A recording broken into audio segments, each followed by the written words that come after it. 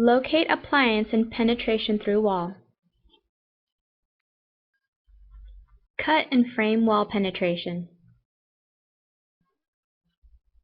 Apply high-temperature silicone sealant to the appliance outlet. Slide appliance adapter onto the appliance outlet and secure with at least one screw.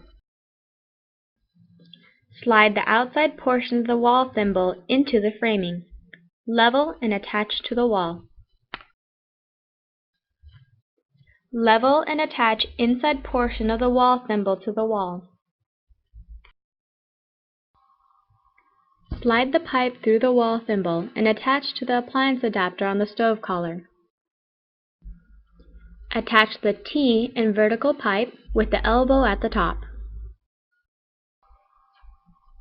Make sure the pipe is plumb and secure pipe to the wall with a wall strap.